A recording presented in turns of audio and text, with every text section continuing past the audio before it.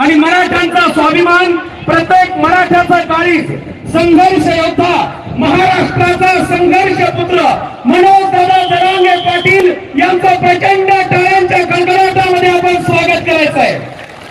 वरल्या मान्यवर मंडळींना विनंती करण्यात येते की पाटलाच्या व्यतिरिक्त वरती विचार मंचावरती कोणीही बांधव राहणार नाही. धन्यवाद.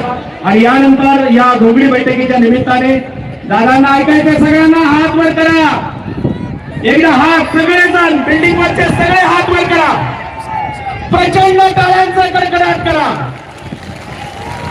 छत्रपती शिवाजी महाराजांचा मावळा, आपल्या सर्वांचं नेतृत्व, मराठ्यांचे कुटुंब प्रमुख, आपला आधारबळ आदरणीय दादा या घोंगडी बैठकीला मार्गदर्शन करतील. आपण दादांचं प्रचंड टाळ्यांच्या गजरात स्वागत करूया.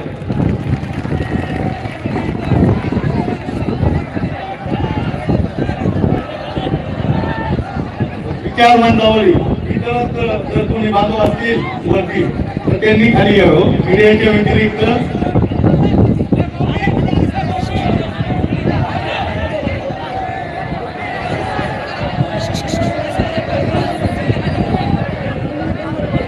हिंदवी स्वराज्याचे संस्थापक राजे छत्रपती शिवराय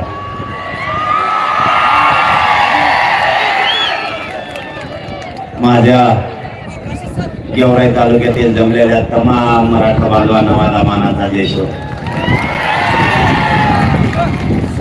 गेवराईची मात्र कमाल असते प्रत्येक वेळेस.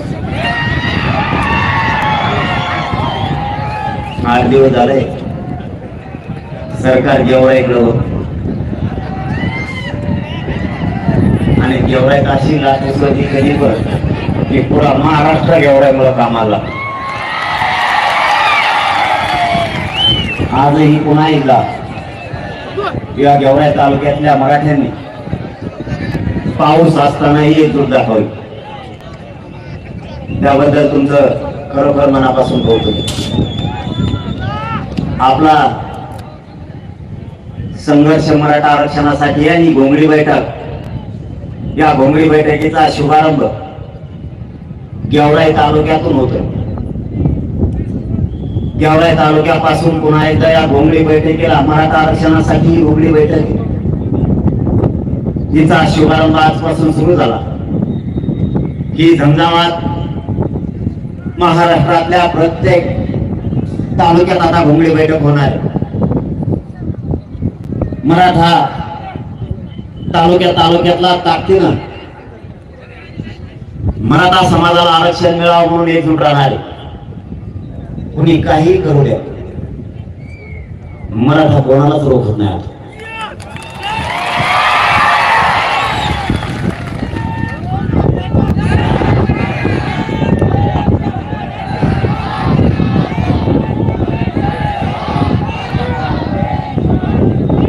वेगळे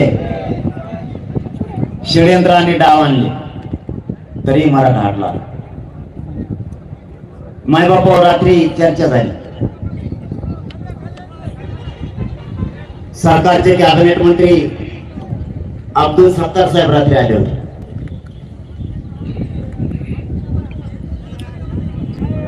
रात्री आरक्षणावरती आणि शेतकऱ्याच्या प्रश्नावरती चर्चा झाली. त्यांनी खूप हात खोड घालून बघितले.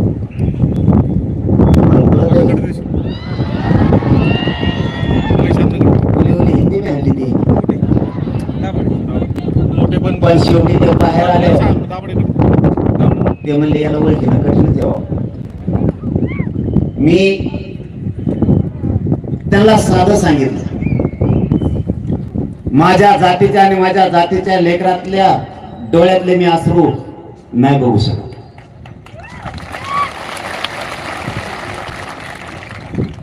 माझ्या समाजाने वेळोवेळी योगदान दिलं. मायबापासह मराठा समाज लेकरं बाळा घेऊन रस्त्यावर आहे. त्यांचं योगदान मी जिवंत आहे तोपर्यंत व्हायला नाही जाऊ देणार. तुम्हीच उलट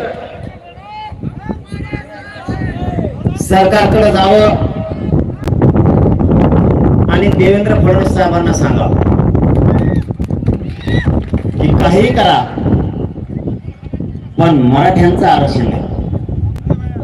माझी तुमच्या वतीनं पुन्हा एकदा विनंती या सरकारला आणि देवेंद्र फडणवीस साहेबांना, उद्याच्या कॅबिनेटला तुम्ही चाललाय,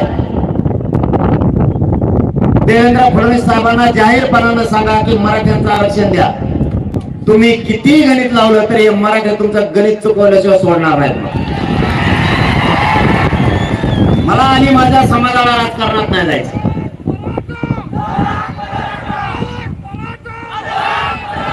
आमची इच्छा सुद्धा नाही राजकारणाकडे जायची.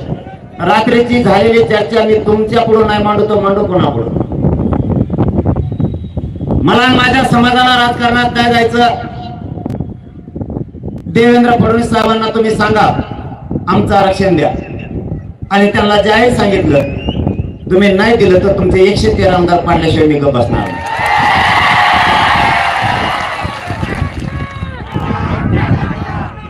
मी त्यांनाच प्रश्न विचारला, माझी चूक काय, आणि तुम्ही आरक्षण देणार नसाल तर माझ्या पुढे पर्याय काय. आरक्षण देणार केंद्र सत्ता आहे,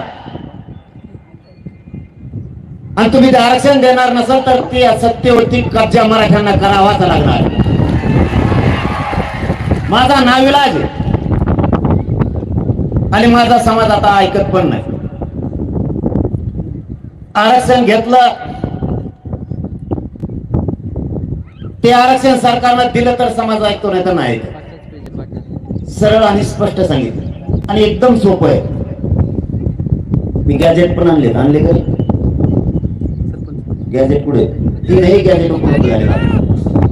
हैदराबादचं गॅजेट पण, सातारा संस्थांचं पण, आणि बॉम्बे गव्हर्नमेंटचं पण, तीनही आणले. तीनही मराठा कुणबी. आणि जो कोण एक जण म्हणतो मला आरक्षण नको, मला मराठा म्हणून राहायचंय, त्या गॅजेट मध्ये त्याचं नाव आहे. पुरावाच आणला नाही, इंग्रजांनी लिहायला, मी नाही लिहायला. आता काय करतो म्हणा, आता करतो काय, ते इंग्लिश मध्ये होतं म्हणलं वाचून दाखव मला 2-3 बार. आणखी त्याने 3दा वाचून दाखवलं, त्याच निघालं. म्हणलं काय अनुस्वार काय आहे का मधी, ते बघा, ते कोमा मध्ये लागलं ते बघा. गॅजेट आणणारा म्हणजे नाही बाबा, कोमा नाही, टिंब नाही, काहीच नाही, त्याच नाव आहे. आता काय करतो, माझ्या मराठा समाजाचं कल्याण होत असताना तुम्हाला का दिसत नाही, तुम्ही का बघत नाही. आमचं म्हणण्याचा भागच एवढा आहे, तुम्ही घेऊ नका. तुम्हाला नाही घ्यायचं तुम्ही घेऊ नका. माझ्या गोरगरीब मराठ्यांना तुम्ही विरोध करू नका. आणि तसं पाहिलं तर यांना आरक्षणाची गरज पण नाही, आणि ज्याला आरक्षणाची गरज नाही तोच नेमका मराठा आरक्षणाला विरोध करतो. यांच्या म्हणण्यावरती आपलं जीवन नाही चालणार, यांच्या म्हणण्यावरती आपलं जीवन चालणार नाहीये, म्हणून आपल्याला आरक्षण पाहिजे. आणि त्यांना रात्रीही मी पुरावे तसे दिले. आणि दुसरा विषय त्यांच्यापाशी मांडला की माझा शेतकरी प्रचंड अडचणीत सापडला.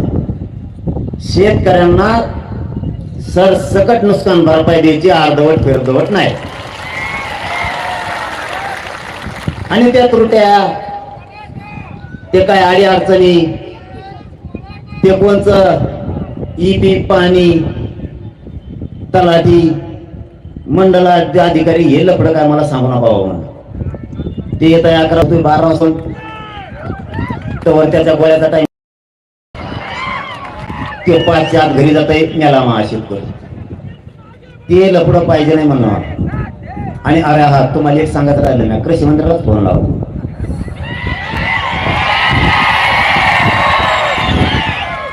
म्हणलं भाऊ मी काय गावा फोन लावत नाही भाऊ, पण मग शेतकरी अडचणीत आला आणि खातं नेमकं तुमच्याकडे, तेवढे खपाखप पैसे देऊन टाका. ते म्हणे सरसकट द्यायचे. आणि गेला बोलून, आणि माझ्या संग एकदा बोललं की वाजलंच. आता सरसकट म्हणल्यामुळं सरसकटच दे नाही. कारण शब्द काय मी दिलेला नाही, शब्द दिलाय कृषी मंत्र्यांनी आणि मग सरसकट द्यायचा आता कृषी मंत्र्यांनी, नाही तर बहुत सामना आपल्या संघ आहे. आपल्याला एक तर शब्द द्यायचा नाही, विचार करून द्यायचा आणि एकदा दिला की मी मागा लागल्याशिवाय राहत नाही. कृषी मंत्री चांगला आहे, उगाच विरोध नका करू, लय बेस्ट माणूस. अरे खरं सांगतो म्हणा तुम्ही का माणसं काय राव. आता समजा त्यांना मी 8 दिवस म्हणलं ते 10 दिवस म्हणले आणि समजा ते दिले, चांगलाच आहे ना. नाही दिल्यावर मग बघू, नाही दिल्यावर ठीक आहे. मी देवेंद्र फडणवीस साहेबांना सुद्धा रात्री फोन लावला होता, पण ते कामात होते, त्यांनी उचलला नाही, परत आला 4-5 मिनिटांनी लगेच आला. त्यांनाही सांगून टाकलं उद्याच्या कॅबिनेट मध्ये शेतकऱ्यांचा प्रश्न मार्गी करायचा, कारण बांधावर मी गेलो. माय बापा इतकी बेकार परिस्थिती आहे. अरे बाप, त्या बोत आणि वाईच्या परभणी जिल्ह्यातल्या अनेका गावात गेलो, ऊन लागायला लागलं का? आणि आपल्याला काहीच लागत नाही म्हणूनच ते कटारले. आपल्याला उन्हाळा लागाना, पाऊस लागाना, ते म्हणते हे नेमके कशाचे पोलादाचे तयार झालेले आहेत का काय, मराठीचे पोट्टे लय व्याकार आहेत ना. रात्री भाई बी म्हणले किती बी जावं, लय मोठे लोक दिसते बाबा, कवा बी जावं म्हणले नुसती गर्दीच गर्दी. मेरे आयुष्याने 44 वर्षाचे महिने पहिल्याच त्या बहिणांना क्षण आणले तर 3 घंटे. पण चांगला माणूस आहे, ते म्हणला मी सगळंच करतो त्यांना गेल्यावर, आणि करू शकतो ते माझ्यासारखंच. ते बी कसा हक्कच बोलवतो, मीडिया बघत नाही, भाषण काय ठोकीन त्याचा भरोसाच नाही. अर्थच पाहिजे ते अत्याशिवाय सरळ नाही होत.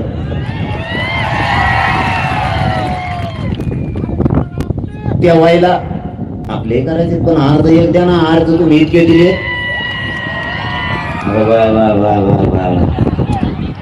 आपले करायचे पण तुम्ही अर्धाचे किती दिले, मग डोकंच बंद पडले. नुसते अर्धाचीच लाईन आहे सध्या अंतरवाली, भयानक अर्ध आले. काय ना दे राव तुम्हाला या राजकारणाचं बेकार.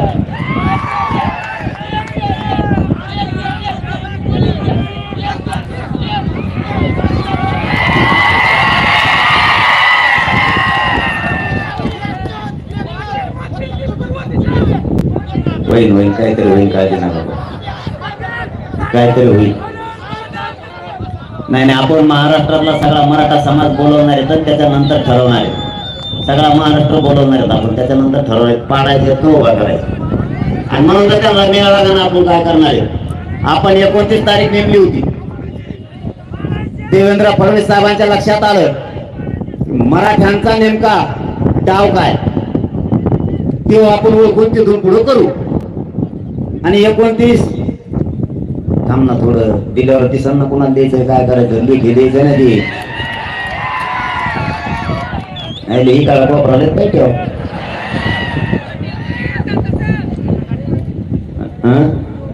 कोण देतो होता आता, हा सांग.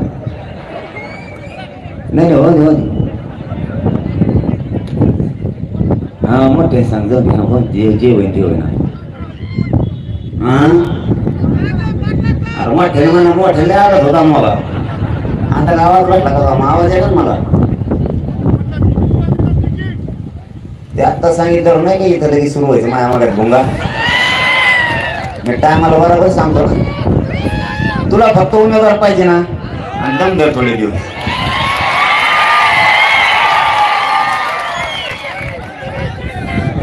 ये 29 तारखेला आपण निर्णय घ्यायचा ठरवलं, पाडायचे का उभा करायचे, त्यावरती देवेंद्र फडणवीसांनी अंदाजा घेतला. मराठे नेमके काय करणार आहे. आता गेम सांगतोय दोघांच्या मध्ये कसा आहे. आपण जर उभा करायचं म्हणलं भाजप खुश होत आहे. बघा बरं आयडिया यांची, ते म्हणजे आपल्या बरोबर मधून निवडून येते. आणि आपण उभा नाही करायचं म्हणलं की महाविकास आघाडी टेन्शन येतं, आपले पुरे पुढे ते काय. बघा यांचा कार्यक्रम पुरा या दोन्हीच्या धुऱ्या मराठ्याच्या जवळ कोणाच्या त्यागाना. मग यांचा असा डाव होता, 29 तारखेला आपण काय निर्णय घेतोय त्याच्यावरती रणनीती आखायची. आणि त्यांनी 29ला आपला निर्णय होण्याच्या ऐवजी त्यांनी डिसेंबर मध्ये निवडणुका टाकल्या. त्यांनी डिसेंबर मध्ये टाकल्या. फडणवीस साहेब गेले दिल्लीला. काय करायला गेले ते मला नाही माहित. ते तिकडे होते तर मी इकडे म्हणलं 29 तारीख आमची रद्द पुढे ढकलली. त्याला गेमच कळाला नाही मराठ्याचं, आलं माघारी. काय करी, दिल्ली राहिली, सगळं राहिलं. यांना वेळेवर काय हातोडा मारायचा ना ते योग्य दिशेनं मारा. तुम्हाला माहिती आहे ना, 1 वर्ष झालं मी फक्त तुमच्यासाठी काम करतोय. एकही निर्णय चुकून दिलेला नाही, पुढचाही चुकून देणार नाही. उघड दम धरा तुम्ही. आपण काय डाव टाकणार आहेत काही कळू द्यायचं नाही. दोघांचे ठिकाणी तर चुकले पाहिजे. ती वेळ आली तर मिळत नाही लागला पाहिजे आपण काय करतो. सगळ्यांची इच्छा जी असेल ती बैठक घेऊन आपण ठरवू. काल मी बोथ आणि वाईच्या परभणी जिल्ह्यातल्या गावात होतो. काही नाही राहिलं त्या गावात. शेकडो गाव शेतकऱ्यांचे पिकासह वाहून गेले. एक जणाच्या आम्ही घरात गेलो होतो. मला वाटतं आंबे वडगाव का काय वडगाव त्या गावाचं नाव होतं. 159 घरात काहीच नाही राहिलं. भांडे बासनं सुद्धा वाहून गेले. शेळ्या जनावर सुद्धा वाहून गेले. मग तुम्ही यांना मदत नाही करणार तर मदत करणार कोणाला? आज संकटात हे माझा शेतकरी. त्याच्या हातात तोंडा लागायला घास गेला. खिशात जेवढे काय पैसे होते ते सगळे शेतीत लावले. एकही रुपया त्याच्याजवळ आज राहिला नाही. आणि हे संकट पावसाचं एवढं मोठं उभं राहिलं की त्याची प्रचंड नुकसान झालं. आज त्याला मदतीची गरज आहे. मी सांगताना काल फडणवीस साहेब, सत्तार साहेबांनी कृषी मंत्री साहेबांना सांगितलं, जर शेतकऱ्यांचं 1 लाख नुकसान झालं असलं त्याला 5,000 द्यायचे नाही, लाखच द्यायचे. एखाद्या शेतकऱ्यात जर 20,000 नुकसान झालं तर त्याला 500 रुपये नाही द्यायचे, 20च द्यायचे. जर कुणाचं 10 लाख नुकसान झालं असलं तर त्याला 10 लाखच द्यायचे, आणि ते पण 8 दिवसाच्या आत. तुम्ही आज जाहीर कराल आणि 2 वर्षाने देताल ते चालणार नाही. कारण मैदानात मी सुद्धा राहणार आहे शेतकऱ्याबरोबर. बघतो म्हणलं तुमच्यावर. शेतकऱ्यामध्ये जातीचा समान नाही आणि शेतकऱ्याला कोणी जातीत तोलायचं नाही. या राज्याचा आणि देशाचा कणा शेतकरी आहे. शेतकरी खचला नाही पाहिजे. आणि मायबापानं तुम्हालाही माझी विनंती, धीर सोडू नका. संकट किती पण येऊ द्या, टोकाचा पाऊल कोणी उचलू नका. तुमच्या समोरचे संकट सगळ्याच्या लक्षात येत आलेत. सगळ्या संकटाचा सामना आता तुम्हाला करायचा आहे. तुमचे लेकरं तुमच्या डोळ्यासमोर दिसत आहेत, कर्ज दिसतंय, गेलेलं पीकही तुमच्या डोळ्यासमोर आहे. पण तुम्ही धीर सोडू नका. तुम्हाला हात जोडून माझी विनंती. तुमची तुमच्या कुटुंबाला गरज आहे, राज्याला सुद्धा गरज आहे. नंतर कोणीही कामाला येत नाही. कोणी कोणाकडं वेळ होऊन गेल्यावर डोकं सुद्धा नाही बघत. म्हणून तुम्हाला हात जोडून विनंती आहे, नुकसान झालं असलं तरी धीर धरा. यांनी नाही दिलं तर यांच्या छाताडावर बसून आपण घेऊ, पण यांना सुट्टी नाही. सगळा शेतकरी राज्यातला रस्त्यावर उभा करू. आणि यांनी नाही दिलं आणि जर शेतकऱ्यांची पुन्हा फसवणूक केली, नुकसान भरपाई दिली नाही, अनुदान दिले नाही, पीक विमा दिला नाही, या निवडणुकीत त्यांचा एकही माणूस शेतकऱ्यांनी निवडून येऊ द्यायचा नाही. पुरेचे पुरे घरी पाठवायचे. जे आपले नाही त्याची आपल्याला गरज नाही. सामना यावेळेचा जबरदस्त होणार आहे. सगळ्यांचे डोळे मराठ्यांकडे लागलेले. मराठे काय करतायत यावर या महाराष्ट्रातल्या राज्याची दिशा ठरणार आहे. कारण आपण एकटेच 50-55% कोणाला किती वळवळ करू दे, कितीही छगन भुजबळने ताकद लावली तरी त्याचा कार्यक्रम होणार म्हणजे होणार. ते तर बोलतच नाही आता.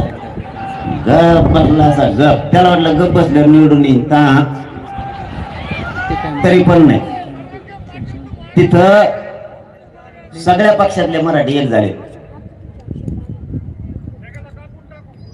ते म्हणते जाऊ दे आता एवढ्या वेळेस एक जण याला घालवायचं. रात्री सुद्धा त्यांचे माझे आमदार आले होते.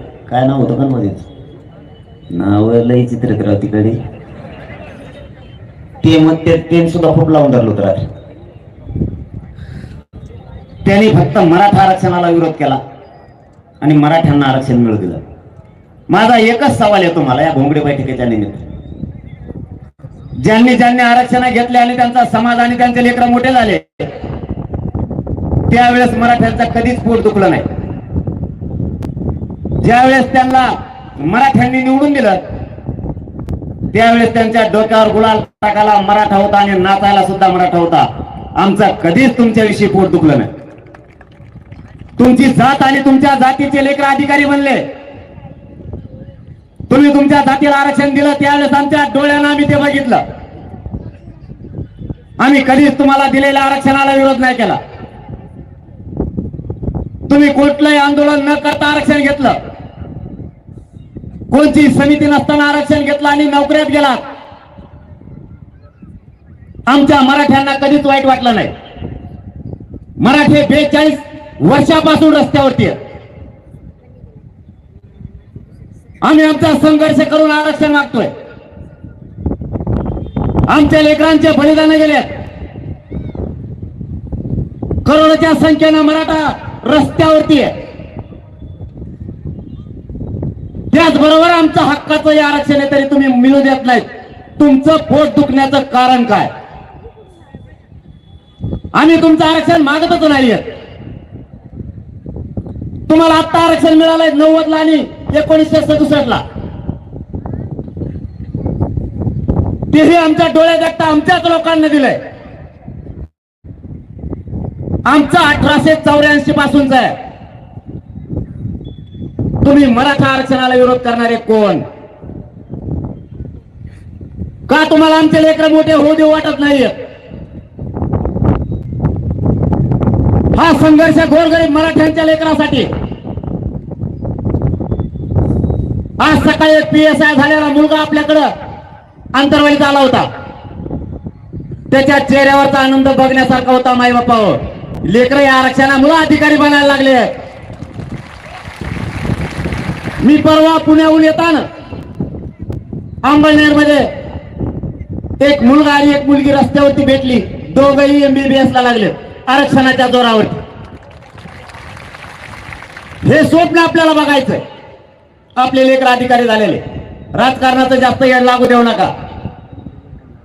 आपलं स्वप्न आहे मराठ्यांचे लेकर अधिकारी झाले पाहिजे. जास्तीचा आनंद तुमचे लेकर अधिकारी झाल्यावर तुम्ही आनंद व्यक्त करा.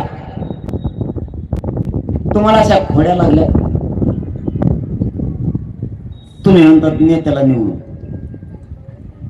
निवडून आणायला तुम्ही, डीजे लावायला तुम्ही, त्याला टकोरीवर घेऊन नाचायला तुम्ही आणि गुलाला टाकीता तुम्ही. काय मोठे पण वाटत बरं तुम्हाला त्याचं. या मराठ्यांनी आनंद कोणता व्यक्त करा माहितीये का? तुमचं लेकरू कुठंतरी एखाद्या केंद्रावरती परीक्षा देण्यासाठी गेलं आणि तिकडे ते अधिकारी बनलंय. मराठ्यांचा पोरगा अधिकारी बनलाय आणि गावात वार्ता पसरली. गावातले लोक त्याचे मायबाप शेतात काम करतात तिकडे गेले. अधिकारी झालेल्या मराठ्यांच्या पोराच्या आईला आणि बापाला मराठ्यांच्या लोकांनी खांद्यावरती उचलून आणलं. गावात डीजे लावला, त्याच्या अंगावरती गुलाल टाकला आणि डीजे समोर गाव नाचत राहिलं. तेव्हा आनंद तुमच्या आयुष्यातला सगळ्यात मोठा आनंद असणार आहे. हा आनंद व्यक्त करायचा मराठ्यांनी शिका. आता आपला समाज आरक्षणात गेलाय आणि छगन भुजबळच काय त्याच्या 17 पिढ्या आल्या तरी मराठ्यांना ओबीसी आरक्षणात जाण्यापासून कोणीच रोखू शकत नाही. तुम्ही फक्त तुमची एकजूट फुटू देऊ नका. मराठ्यांच्या मनगटाला मनगट लावायची ताकद त्यांच्यात नाहीये. केले बरोबर. फक्त त्या वळणावरती मराठ्यांना जायचं नाही. मराठे जर त्या वळणावरती गेले तर पळायला सुद्धा जागा राहणार नाही. आपल्याला फक्त त्या विषयात जायचं नाहीये, शांततेतच मराठ्यांना मिळून द्यायचं. आता नवीन डाव सुरू केलाय. एक आमदार आहे बार्शीचा, संडास लागे, ते एका भाषणात म्हणला, मायला मी त्याचं सगळं विसरलो होतो बरं का, इमानदारी सांगतो म्हणलं, जाऊ द्या बाबा. तिकडे एक आमदार आहे बघा कुणीतरी, माझी झालाय तो, त्यांनी पाळलाय. तो म्हणला तो लय बेकार आहे, त्याच्यात गाडीतून निवडून आलोय, आणि जर असं काही झालं मग मतदारसंघात 54,000 मायनस गेला, मी जर पडत मग संपलंच. जाऊ द्या म्हणलं. त्यांनी इतकं भयान सांगितलं त्या माझ्या आमदाराविषयी, मला ना विरोधात गेले दम निघत नाही, मग त्याच्यामुळे मी कसा कसं सांगतो. ते म्हणे त्यांनी इतकं बेजार केलेलं आहे, तो लयच मोठा सावकार आहे, अमकाचे तमकाचे लय कराने केलं, लय त्रास देतो म्हणला. ते त्याला म्हणलं त्रास देतो म्हणल्यावर त्याच्याविषयी जरा राग होता आमच्या मनात. जाहीर सांगतोय मीडियाच्या समोर आणि गेवराईच्या मराठ्यांच्या साक्षीनं सांगतो, थोडा माझ्या मनातला त्याच्याविषयीची नाराजी कमी झाली होती, 100% सांगतो मी. पण एका भाषणात ते बोलता बोलता बोललं बघा, ह्या 8 दिवसात त्याला मी 5-6 आमदाराला देवेंद्र फडणवीस साहेबांकडे पाठवलं. म्हणलं बाबा मला काय राजकारणात जायचं नाही, माझ्या समाजाला जायचं नाही, आमचा आरक्षणाचा विषय ओबीसी आरक्षणाचा तेवढं द्या, त्याला जाऊन सांगा, आणि जर ते तुमचंच ऐकत नसला मग माझ्याकडे डबल येऊ नका, व आमच्या आमदार पडली काऊन, सरळ सांगितलं. ते गेले, माझ्याकडे माघारी आले नाही. 22 दिवस झाले. ते आलं आणि त्याच्या मतदारसंघात गेलं, भाषण करायला लागलं. भाषणात म्हणतोय, मनोज दादांनी महाविकास आघाडीकडून लिहून घ्यावा, आरक्षण देतील का. ते देणार नाहीत म्हणून तू तिकडे पाठवलं होतं ना, आणि तू म्हणतो त्याच्याकडून लिहून घ्यावा. मला एक सांगा, आपल्या गावचा सरपंच आहे, सरपंच असल्यावर आपण खड्डे बुजायचं काम, रस्ता करायचं काम सरपंचाला सांगतो का पाड्याला सांगतो माझे सरपंचाला, आणि मग सरकारलाच मागत असते. त्याला एवढं नाही, त्याचे बरेच प्रश्न येतात, त्याच्या मतदारसंघात जाऊनच मी त्याच्या प्रश्नाचे उत्तर देतो. हे केवळ जे सांगतो. बार्शीचे लोक जर ऐकत असले ना, त्यांनी जरा उद्या जर ते आंतरवाली तर बरं होईल, जरा उघडी बैठक बार्शीत टाकायची, त्याला जरा उत्तर द्यायचे मला सगळे. त्याचे जेवढे प्रश्न येतं त्या आमदाराचे त्यांनी त्याच्या भाषणातून विचारलेले, त्याला उत्तर जरा समोरच देतो, इकडून देऊन उपयोगच नाही. कारण त्याच्या मनातलं आम्ही सगळं सोडलं होतं की जरा जाऊ द्या, चूक ही प्रत्येकाची होती, पण ते देवेंद्र फडणवीसांची भाषा बोलायला लागला. माघारी आल्या, त्याची स्वतःच्या भाषा बोलत होता त्यावेळेस त्याच्याविषयी आमच्या मनात माया येत होती, पण ते आता मराठ्यांच्या विरोधात बोलायला लागले. मायबाप तुम्हाला सांगतो, ह्या असल्या अवलादींनी मराठा एक येऊ दिला. मराठ्याचे पसरलेला अवलाद येत नाही, यांना आरक्षणाची गरज नाही, त्यांनीच आतापर्यंत मराठा एक येऊ दिले. हे आपल्या बेरजेत धरूच नका, कारण हे जर अशा कार्य करत असले, तिकडूनच बोलत असले, प्रश्न सरकारचा आहे. आरक्षण देण्याच्या हातात सरकारच्या, सध्या राज्यकर्ते जमात म्हणून सरकार भाजपा सरकारचं नेतृत्व करत आहे. विधानसभा अस्तित्वात असताना मुख्यमंत्र्यांचं काम आहे जनतेचे प्रश्न जाणून घेणं, पण तुम्ही जर मंत्रिमंडळाला उपमुख्यमंत्री काम करून देणार नसाल तर बाकीच्या मंत्र्यांनी आणि आमदारांनी काम करायचं कसं. देवेंद्र फडणवीसांनी मराठ्यांना दिलेले शब्द पूर्ण केले पाहिजे. सगळ्या सोयऱ्यांचा अध्यादेश मी नाही काढला, सगळ्या सोयऱ्यांची अधिसूचना मी नाही काढली. 2012च्या कायद्यात दुरुस्ती करायचं ठरवलं तुम्ही, राज्यपालांच्या सह्या आणल्यात तुम्ही, विशेष अधिवेशन बोलवून ठराव केलाय तुम्ही, हरकती मागवण्याचं कामही तुम्हीच केलं, आणि आता सगळ्या सोयीची अंमलबजावणी करण्याऐवजी तुम्ही आमच्यात मराठ्यांचे आमदार आमच्यात विरोधात घालायला लागले. यांनी किती विरोध केला तरी माझा गोरगरीब मराठा मागे सरकणार नाही. जर यांनी या देवेंद्र फडणवीस साहेबांनी जर असं मराठ्यात फूट पाडायचा प्रयत्न केला तर मराठ्यांना तुम्हाला जाहीर सांगतो, यांचे 113 राज्यातले मराठी आमदार पाडू शकतात. मराठे ते पुरेचे पुरे पाडल्याशिवाय गप्प बसायचं नाही. कारण आपला जीव आरक्षणात आहे आणि यांचा जीव खुर्चीत आहे. खोटे नाटे प्रश्न आम्हाला नका विचारू. महाविकास आघाडीला बोलायची जबाबदारी तुमची आहे, आमची नाही. दोघांनी एकमेकाच्या समोर बसून बैठका घेऊन आरक्षणाच्या बाबतची तडजोड करायची भूमिका तुमची आहे. जनता म्हणून ती आमची नाहीये. तुम्ही आम्हाला प्रश्न विचारू शकता कसे? मराठ्यांना ओबीसीतून आरक्षण मिळत आहे. ओबीसीच्या यादी क्रमांकावरती 83 क्रमांकाला कुणबी आहे. कुणबी आणि मराठा एकच आहे. याचाच आधार येऊन सुशील कुमार शिंदे सरकारनं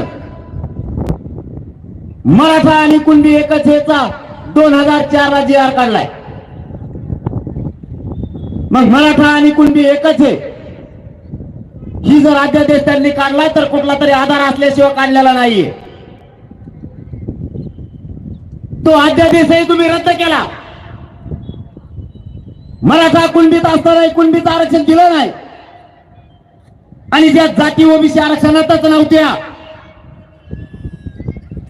त्या जाती तुम्ही आरक्षणामध्ये घातल्या.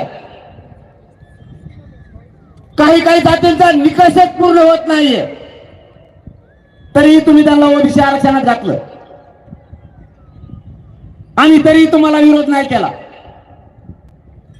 आमचं हैदराबादचं गॅजेट आत्ताही अस्तित्वात आहे. बॉम्बे गव्हर्नमेंटचं सुद्धा आहे आणि सातारा संस्थांचा सुद्धा आहे तरी तुम्ही घेतला नाही. त्र्यंबकेश्वर संस्थांच्या 22 खोल्या आम्ही स्वतः तुम्हाला पुरावे म्हणून सापडून दिल्या. देवेंद्र फडणवीसांना आमचाच प्रश्न आहे. तुमच्या आमदाराच्या माध्यमातून आम्हाला काय प्रश्न विचारायला लावता? त्या पुराव्याचं काय झालं? मराठा आणि कुणबी एकच आहे याचा 2004 चा अध्यादेश आहे, त्याचं काय झालं?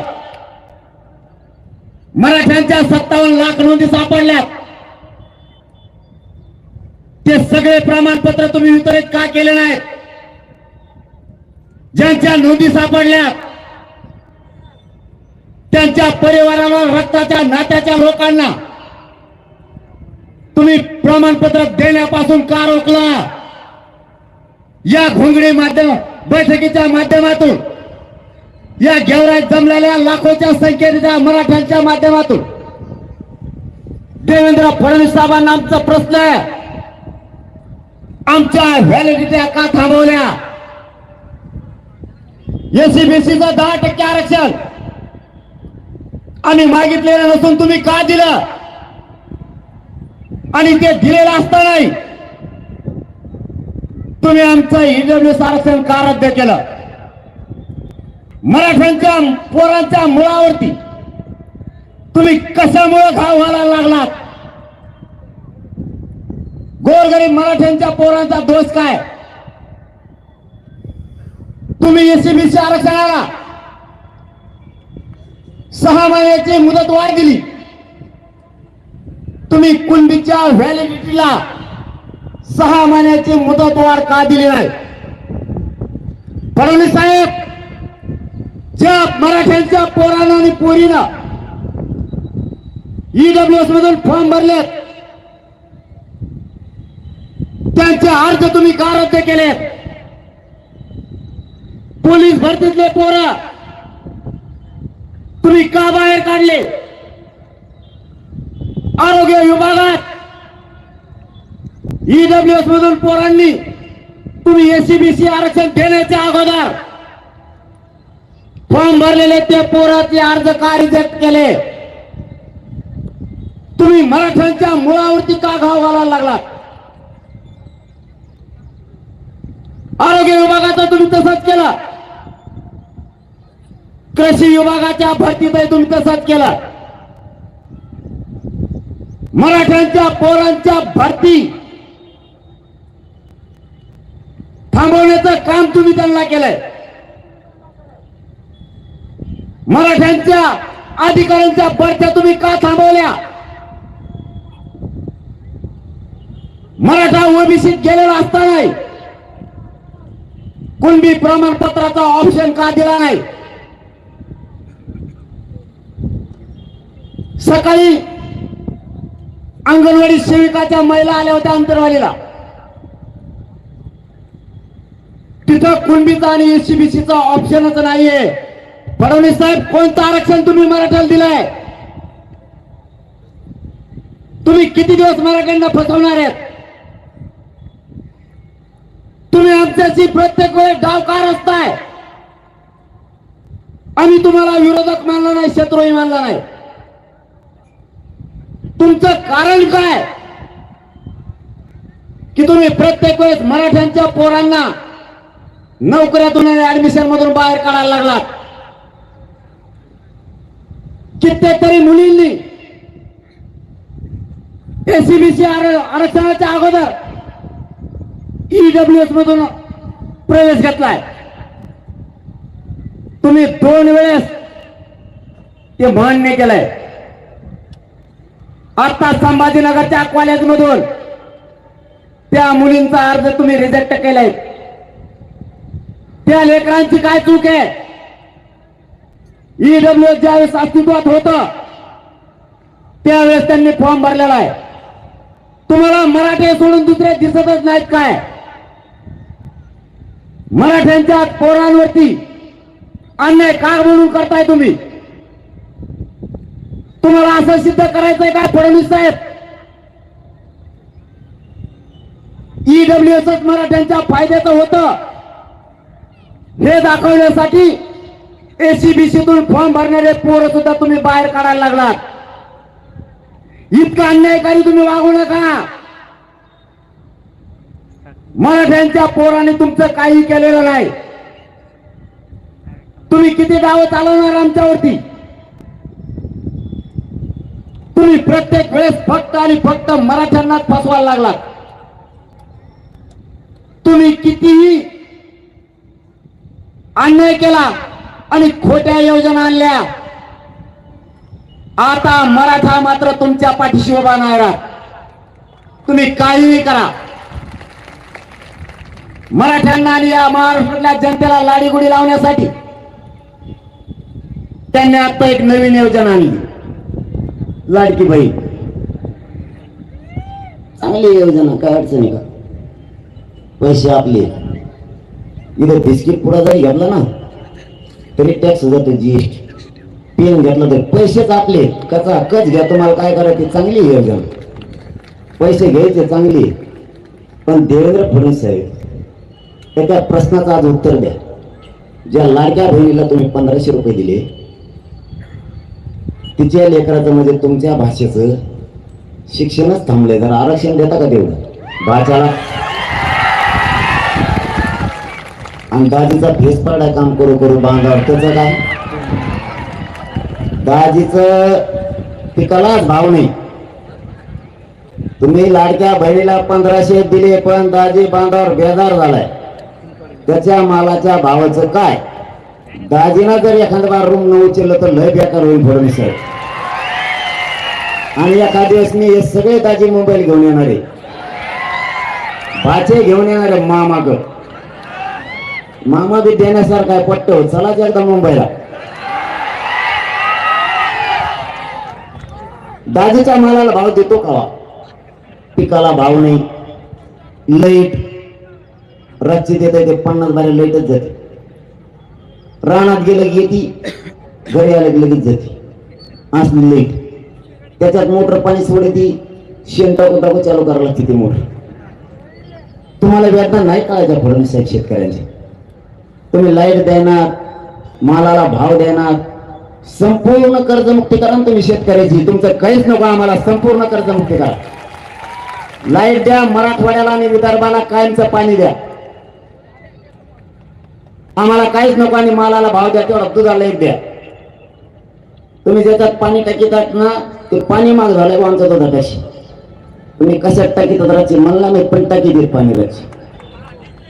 ते पाणी महाग झालं पण दूध काय महाग होईना, तेवढा दुधाला भाव द्या, ते नाही चिल्लर काम करते.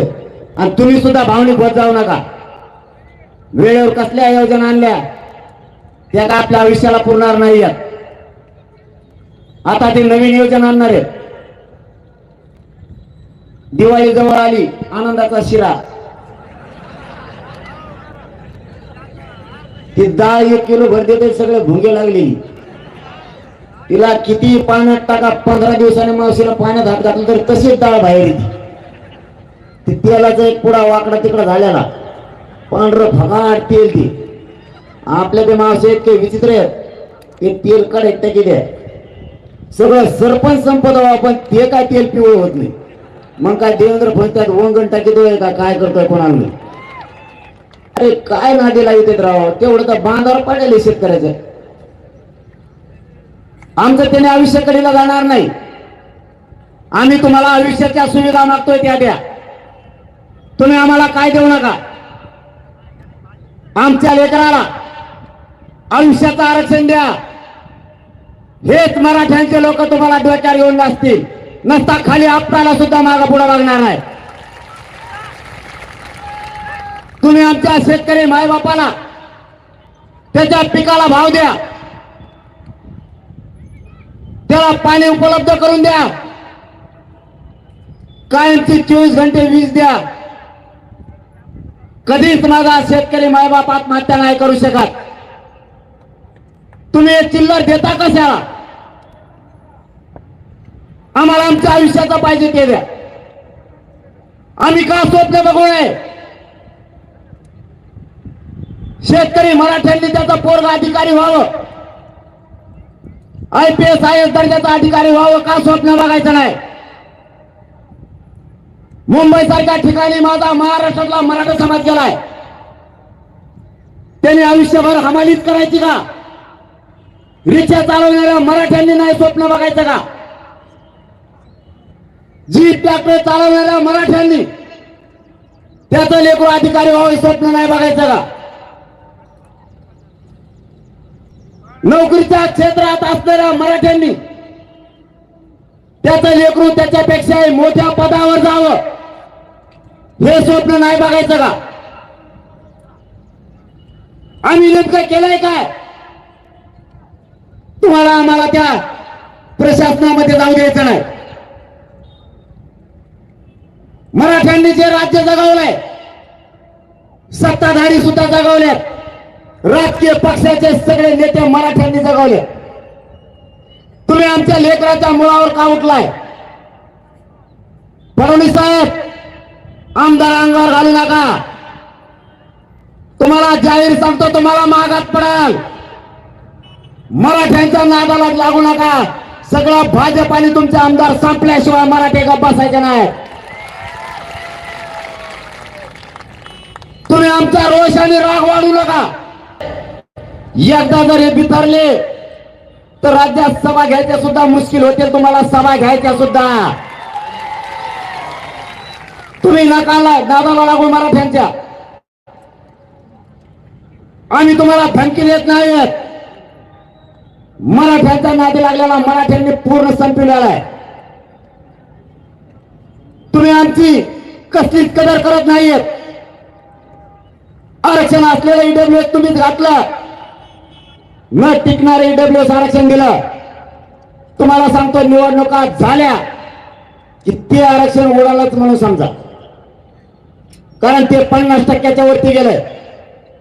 कायदा सांगतोय 50% आत आरक्षण दिलं पाहिजे. कायदा आणखीन एक सांगतो, जी जात ओबीसी आरक्षणात घालायची ती मागास सिद्ध असली पाहिजे. कमिशननं जी आता समिती नेमली होती शिंदे साहेबाची, सुकरे साहेबाची, त्यांनी मराठ्यांना मागास सिद्ध केलं. मग सरकारनं मराठ्यांना 50% आत घालण्याऐवजी 50% वरती आरक्षण दिलंय म्हणून ते टिकत नाहीये. हे फक्त निवडणुका होईपर्यंतच राहणार आहे. मग ते जर आरक्षण गेलं, आपल्या पोरांनी करायचं काय? म्हणून आपल्याला आपल्या हक्काचं ओबीसीतलं आरक्षण पाहिजे, ते आपल्याला मिळवायचं. देवेंद्र फडणवीस साहेब, तुम्ही पुढच्या काळात तरी मराठ्यांचे प्रश्न मार्गी लावायच्या कामाला लागा. मराठ्यांच्या विरोधात जायचं काम करू नका. नसता मराठी निर्णय घेणारे पाडायचे का उभा करायचे. आणि एकदा जर निर्णय झाला तर मग मराठ्यांनी माग लोकसभेला एकदा कचका दाखिला. लय बेकार येत राहतो तुम्ही. मी नुसतं पाडाच म्हणलो होतो, मी नाव बी नाही घेतलं कोणाच. राईटच कार्यक्रम केला, तुम्हाला माना लागेल. तुम्हाला देवेंद्र फडणवीस साहेब, मराठ्याच्या नादी लग्न सोपं नाही. मी नुसता पाडा म्हणलो ते यांनी इतकं पाडिलं. आता घेणार आहे मी नाव. उभा करणाराचं किंवा पाडायचं दोन्हीपैकी एक नाव घ्यावंच लागणार. त्या टायमाला म्हटलं अवघड होईल. एक जणाचा प्रत्येक मतदारसंघात मराठी 1 लाख आहे, 1.5 लाख आहे. 90,000च्या खाली महाराष्ट्रात एक 22-23 मतदारसंघ सोडले तर सगळीकडे या संख्येने. आणि तुम्हाला 60-70 हजाराचं लेख तोडणं सोपं आहे. राखीव मतदारसंघात प्रत्येक मतदारसंघात 70,000पेक्षा जास्त मराठ्यांचं मतदान. यावेळेस सगळे राखीव आपल्या विचाराचे मराठीने काढायचे. 48चे 48 बाहेर निघले पाहिजे. मराठ्याच्या मताशिवाय राखीवला शिकत निवडून येऊ शकत नाही. आणि मराठ्यांच्या मताची लीड तोडणं एवढं सोपं नाही. एक जणाची 5,000ची लीड तोडताना एवढा फेस पाडावा. मराठ्याचा कचका स्वतः नाही म्हणून मी सांगत होतो आमच्या नादी लागू नका. उगाच दौशिक आहेत कामं धामाची. अरे मराठ्यात ताकद माहित नव्हती बाबा, तशी माहित झाली मराठीची ताकद काय. आष्टी, पाटोदा, शिरोळ मतदारसंघात 1,67,780 एकटा मराठा. एकटा. काय बरोबरी करायला निघाला तरी आमची कसले डबडे उठे बुळबुळ करते. टेका खाली, टेका खाली, टेका खाली, टेका. 9चा टाइम नाही झाला. आणखी टाइम झाला. 9च्या पुढे तुम्हाला असं भेव वाटत राव. अरे तुम्हाला सांगतो किती येड असावा माणसाला. एक जण टाईट झाल्यावर माझ्याकडे आला 11 वाजता. त्याच्या ध्यानातच नाही राहिलं दिवसभर आपण अर्ज दिला नाही याला म्हणून. उमेदवारी अर्ज घेऊन आला आणि तराट झाल्यावर आला. त्याच्या तवा ध्यानात आलं की आपण उमेदवारीच मागितलेली. कणाकणाच अंतरवाली राहिलं. ते फाईल घेऊन यायचा अर्ज तिथं दुसरीच घेऊन आलो आणि मला फाईल दिली. मी म्हणलो भाऊ ही फाईल नाही ती मला नीट वाचावी तिची ती कुठं नाही लागत आहे. ते मला ऐकत लय टप्पू होत होती. जाऊ दे म्हणलं. तुम्ही ऐकता ना, तुम्हाला खरं पाय पडून सांगतो मी. आपला समाज लय मोठा होईल. प्रत्येक भाषणात सांगतो फक्त आपल्या जातीला, आपल्या जातीच्या लेकराला आयुष्याचं आरक्षण द्या. आणि मराठ्यांनी व्यसनापासून लांब जा. आपल्या जातीची कोणीच प्रगती रोखू शकत नाही. असे लुटी देत नाही. 9च्या पुढे कार्यक्रम घ्यायचा मला टेन्शनच येतो. त्या दिवशी नेमकं ही होतं ती श्रावण संपल्याला आणि मी इकडे सप्त्याला गेलो बीड जिल्ह्यात. इथून तिथून तेच भेटले मला जास्त. फोटो काढतो माया गळ्यात रुमाल टाकायचा तर माझ्या टोकर रोटे घेतो. मग तोंड दिसना तरी तो म्हणतो तू माझ्याकडे तोंड करून उभा राहतो. तो पुढून झाकेला मला तो ऐकून तोंड कर कसं उभा राहू मी सांगा बरं. त्या टायमाला ते नसतंय धोरणात. नाही ऐकवतो गाडी पुढे जमत नाही. ते कोणाच ऐकत नाही. तुम्ही माझ्या संघ राहत. तुम्हाला जर फोटो वाटत असलं हे माझ्या संघ राहत नाही. जे तिथले बरेच जण राहतात त्यांना माहिती कसं काच काय. तेच उलट 9च्या पुढे गाडी शेल्फ मारतात त्यांच्या घरी येते. नको म्हणते ह्या टायमात लय अवघड. असे पायावर पाहिजे ते कचा कच आणि मला शादी देत परत.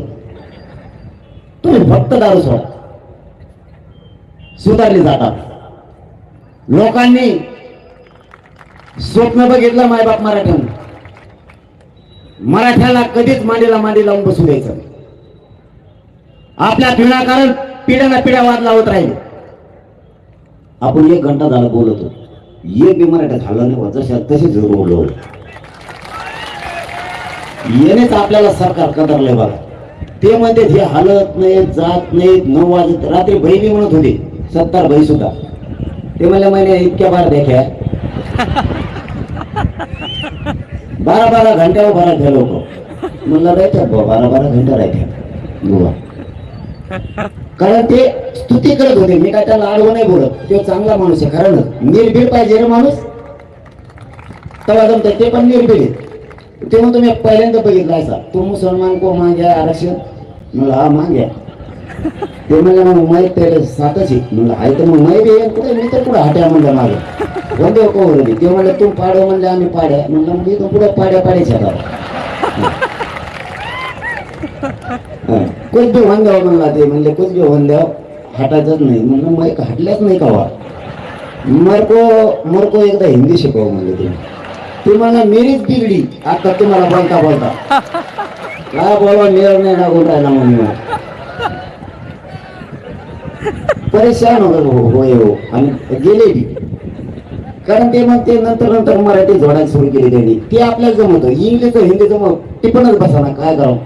मी एक माणूस आणला होता हिंदी शिकायला. ते होता अँकर. त्याच्या आधी चांगलं चालली होती नोकरी भिवकरी हिंदी बी चांगली चालली. मला शिकायच्या नादात ते विसरूनच गेलं. ते माझ्या पाय पडलं वाटते म्हणे मी तुम्हाला हिंदीने शिकत नाही आहे ती नोकरी देईन मी अँकर राव म्हणे लय राव झालं.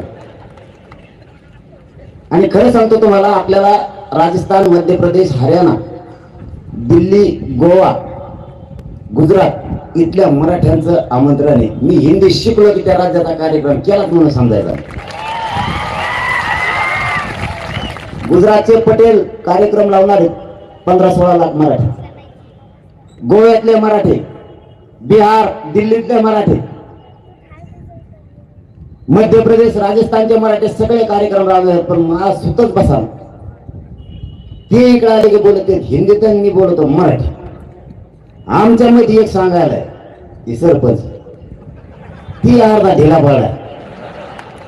ती सांगायला मी मराठी टिकून बोलत की त्याला हिंदी सांगतो. आता शब्दाचा अर्थ काय व्हाया त्याला मेळ आला ना असा ताळमेळ होका लागला. त्यामुळे ते तिकडचे लोक याचे एकत्रले. आता त्यांना आम्ही काय म्हणत काहीच कळत नाही. याला काय मी सांगितलेली मराठी कळते हिंदी काय सांगतो त्यांनी सांगितलेली याला मला सांगता येत नाही. याची हिंदी माझ्यासारखीची अर्धवट गुतेल गुतेल गुतेल म्हणजे बळत चालली. यांचा असा कार्यक्रम लागतोय ना भयानक. आता तर अमेरिकेतच चालू आहे. 4-5 दिवस झाले मग फोटो टाकेला आणि ते मोदी साहेब का तिकडे जाणार आहे. तिथं जे पटेल आणि मराठे सगळे एक झाले. ते म्हणते सभाच नाही काय सभे को काय म्हणलं का तिथे जाऊन दिले ते काय तरी त्यांनी तिकडे सगळा गोंधळ सुरू केला. मराठी इतके जागे झालेत ना मला खरंच गर्व वाटायला लागला. मी माझ्या या मराठ्यांच्या जातीत जन्मला.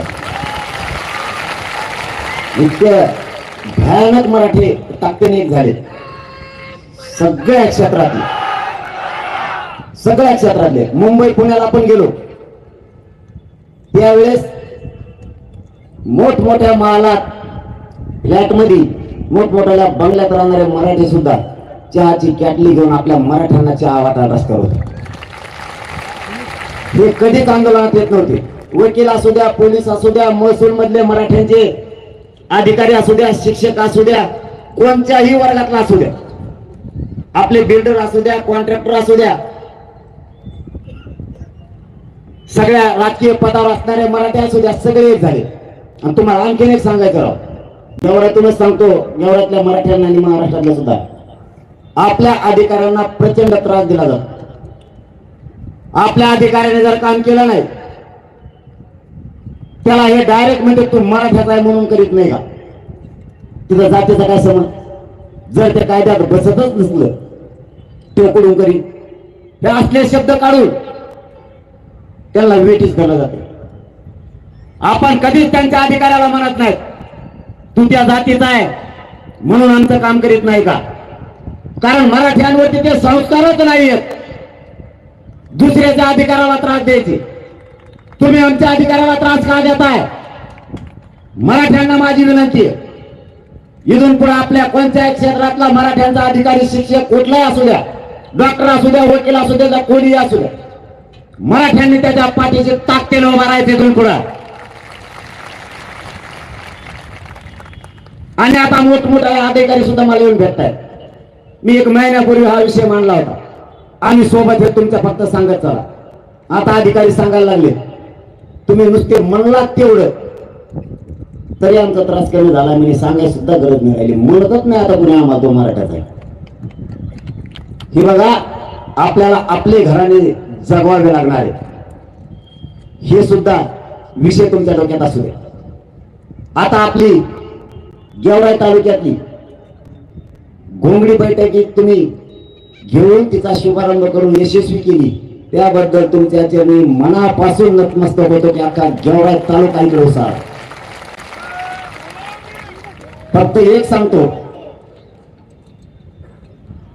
जाता जाता माझी तुम्हाला एवढीच विनंती आहे, आता उभा करायचे का पाडायचे ही बैठक आपण निवडणुकाच्या तारखा जाहीर झाल्याच्या नंतर 4 ते 8 दिवस अगोदर घेणार आहे. सगळ्यांनी ताकदीनं कामं सोडून माता मावल्यांसह तिथे यायचे. पण जर का उभा करायचं ठरलं तर तुम्हाला जाहीर सांगतो, उमेदवार एकच दिला जाणार, पण मराठ्यांना हरू द्यायचं नाही. ही जबाबदारी तुमच्या खांद्यावर. माझा मराठा हरला नाही पाहिजे. आपण राजकारणासाठी एक आलेलो नाही, आपण समाजाला मोठं करण्यासाठी एक आलोय. त्यामुळं जर मराठ्यांनी उमेदवार दिला तर तिथं तुमची आणि माझी किंमत जाणार नाहीये. माझ्या मराठा समाजाची इज्जत जाणार आहे. म्हणून माझी तुम्हाला शेवटी जाता जाता हात जोडून विनंती, जर उमेदवार द्यायचं ठरलं तर माझा मराठा हरू देऊ नका, ही तुम्हाला हात जोडून विनंती आहे. दुसऱ्यांचा हसू होऊ देऊ नका. माझ्या मराठ्यावरती कुणी हसतील, त्याला हिरवतील, त्याचा अपमान होईल, असे शब्द वापरायला संधी कोणाला देऊ नका. जर उभा करायचं ठरला तर मराठ्यांना हरू द्यायचं नाही. जसं तुम्ही ताकदीनं पाडलं तसं ताकद दाखवा निवडून आणून मराठ्यांनी. आणि जर पाडायचं ठरलं असं पाडा, पुन्हा 5 पिढ्या ते उभाच नाही राहिलं पाहिजे कधी. मराठ्यांची शक्ती कमी होऊ द्यायची नाही. काय निर्णय होईल तो तिथं होईल. पुन्हा एकदा जाता जाता सांगतो, घोंगडी बैठकीचा शुभारंभ गेवराई तालुक्यात तुम्ही यशस्वी केलाय. आणि आता प्रत्येक मतदारसंघात 288 मतदारसंघाच्या घोंगड्या बैठका होणार आहेत. आपण प्रचंड संख्येने जमून ही घोंगडी बैठक यशस्वी केली, त्याबद्दल या गेवराई तालुक्यातल्या सगळ्या मराठा समाजाचं मनापासून आभार मानतो आणि कौतुक करतो आणि थांबतो. धन्यवाद. जय शिवराय. सर्वांनी जागेवर थांबायचे, कुणी काही गडबड करू नका. दादा या ठिकाणी आपण सगळ्यांनी दादांना व्यवस्थितपणे पुढे जाण्यासाठी रस्ता द्यायचा आहे. उद्याची घोंगडी बैठक माजलगावला होणार आहे, याची आपण नोंद घ्यावी. गेवराईकरांनी दादांसाठी एकदा हात उंचावून सगळ्यांनी टाळ्या वाजवा. छत्रपती शिवाजी महाराज की. या ठिकाणी मराठा आरक्षणाची घोंगडी बैठक पार पडलेली आहे. आपण अनुभवतो आहोत. मराठा आरक्षण क्रांतिकारक संघर्ष होता. आपल्या सर्वांचं हृदयस्थान राष्ट्रगीताने या घोंगडी बैठकीची सांगता होणार आहे. या ठिकाणी परेड सावधान, एक साथ राष्ट्रगीत शुरू करेंगे. शुरू कर. जनगण मन अधिनायक जय हे भारत भाग्य विधाता. पंजाब सिंध गुजरात मराठा द्राविड उत्कल बंग. विंध्य हिमाचल यमुना गंगा उज्जल जलधि तरंग. तव शुभ नामे जागे, तव शुभ आशीष मागे. गाहे तव जय गाथा. जनगण मंगलदायक जय हे भारत भाग्य विधाता. जय हे जय हे जय हे जय जय जय जय हे. भारत माता की.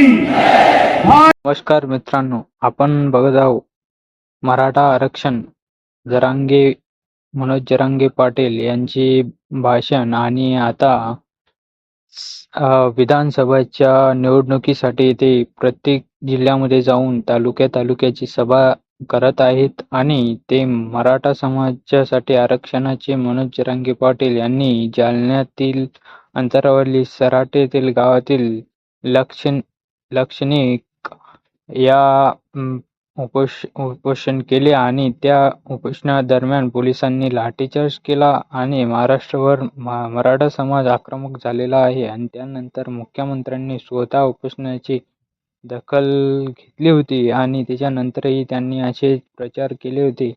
त्यामुळे मनोज जरांगे पाटील आता सरकारवर विश्वास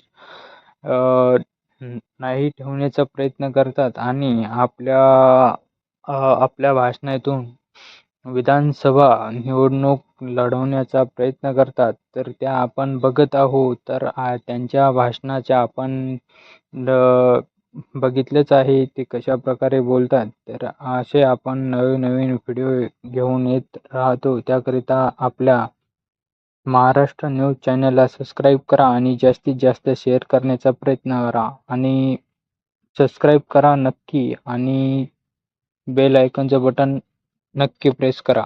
धन्यवाद मित्रांनो.